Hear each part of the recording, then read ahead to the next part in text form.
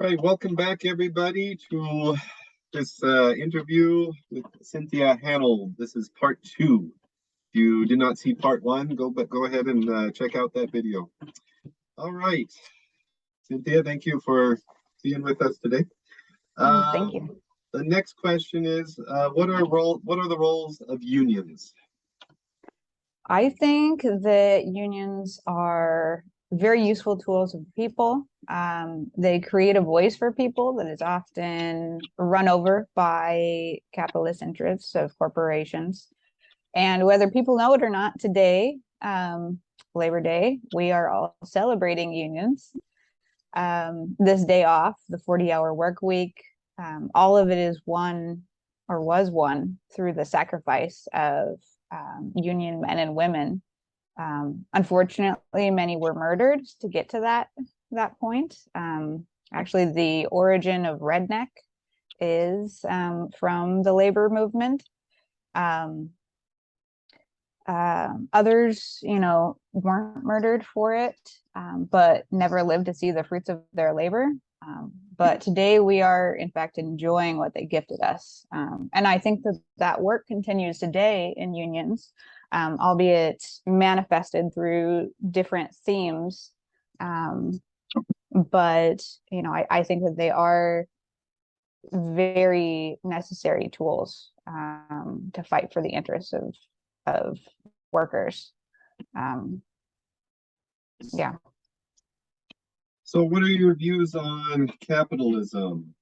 Is it necessary? Is it, or would another economic form be preferable to you? So whether I think that another economic form would be better, capitalism is what we have. I don't think that it's going away in America. So I think that democratic socialism can work within the confines of capitalism, albeit with a little more focus on the needs of the people and less on corporate profits. So I do not find capitalism particularly favorable. I find the idea of profit gross. Maybe it's the Star Trek loving part of me that sees anybody who wants profit is like a Ferengi, a little gross. But yeah, I think it's what we have to work with. And I think that that's actually achievable with democratic socialism. Do you go so far as to agree with the slogan, profit is theft? Or would you kind of tone that down? No, I don't think that profit is theft. I would absolutely tone that down. I think that what is theft is, making an inhaler that maybe costs a company 50 cents to make and then turning around and selling that for several $100s. I think that is absolutely theft. I think that a company could still make a profit in a, what you could argue that profit maybe is never ethical, but I would say profit in a more ethical manner by just not gouging people, especially when it comes to things that people need. It's not things that people want even, it's things that are necessary for them to live. I think that is theft. Okay. So in part one, we talked about liberty and democracy, and the very beginning, you were talking about a government that's I think you said for the people, or on behalf of the people. But so that brings us to the next question about majoritarianism. So if you have majorities and they can do whatever they want, that can be a form of tyranny. So what are your thoughts on majoritarianism and how to avoid those pitfalls of majoritarian tyranny? I mean, I think that I think that because of our current political structures, we're actually very bad at avoiding the pitfalls of majoritarianism. And I think that maybe in a not so, um, obvious way, you know, majoritarianism has actually kind of caused a lot of problems in the last, since 2016. So I honestly don't know how to avoid those pitfalls. I really don't have an answer. I got nothing good. Okay. Other than violent revolution. Okay, well, let's talk about that. What is so what would that look like? Maybe, I don't know, maybe pick a scenario or something like Oh my goodness. But I don't know if I can formulate this. Okay. I'm sorry, John. You caught me off guard. Oh, sorry. Okay. Let's see. So let's go on to the next question. Is your ideology ascendant or descendant? I would say ascendant, because it's an ideology that focuses on empathy. And I think that it's not necessarily that democratic socialism itself alone is on the rise. I think that ideologies with empathy at their center are on the rise. I think that my generation, I'm a millennial, and the generations, after me kind of focus on the needs of others. And though we're often labeled selfish, our generations actually give much more to charity and things like that than older generations. And a lot of us have been politically active from a very, very young age, and kind of aware of things maybe that other generations weren't so early, because of things like I graduated high school and then the first recession happened immediately, that kind of thing.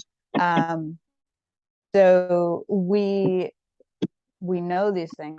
Like I said, I know what it's like not to know where your next meal is coming from, and maybe can feel for others who are now in those similar situations. So I would say that it's ascendant, but maybe not democratic socialism solely on its own, but political ideology that is backed by empathy. What others would you include in that? Well, before the recording, we were talking about how many different factions there are currently of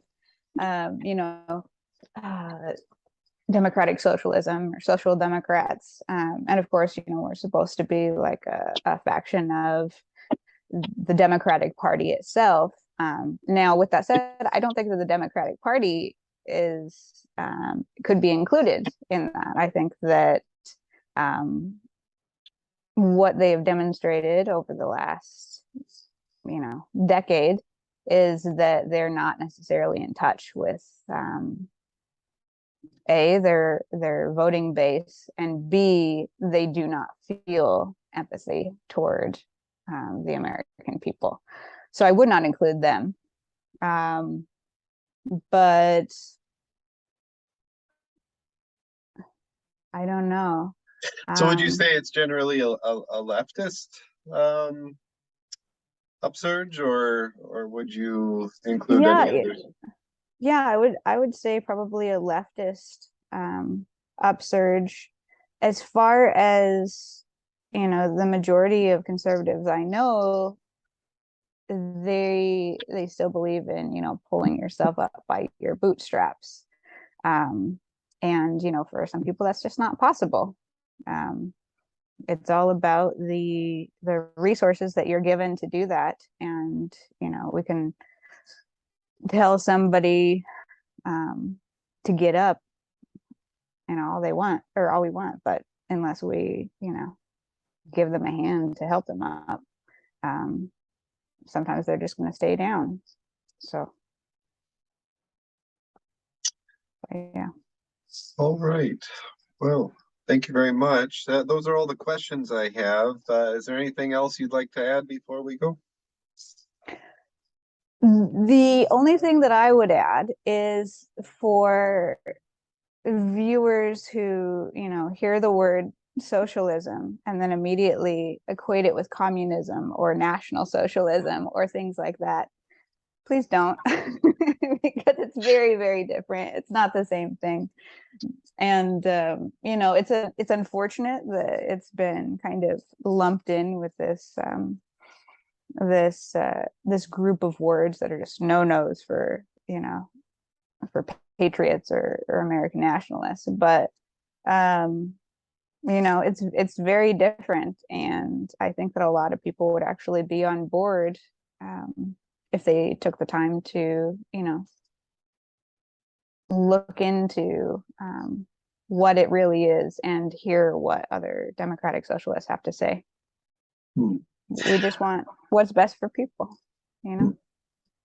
Well, you've lived overseas, and I don't know, maybe you don't get a chance to talk enough politics with people overseas. You're busy doing archaeology, but I think especially Donald Trump did a lot to equate everything from Joe Biden left as socialist, and which equals communism. And so, what is it? What is your experience overseas with the with that part of the spectrum? And terms. What I found when I was in Guatemala this summer is that the majority of Guatemalans believe that every single American is as rich as Donald Trump, that we all have millions of dollars, billions of dollars, and we all live in mansions with gold toilets and things like that. So I don't know what kind of propaganda is being put out there, but I had to very vehemently say, no, we do not all have millions of dollars. And a lot of people, I believe, see America as kind of like this, holy grail of countries where everybody is prosperous, and it's just not the truth. Maybe that's the facade that we're putting up, but honestly, behind that facade, there's a lot of things we need to work on. So, yeah, very interesting. Trying to relay that in Spanish was it was a lot.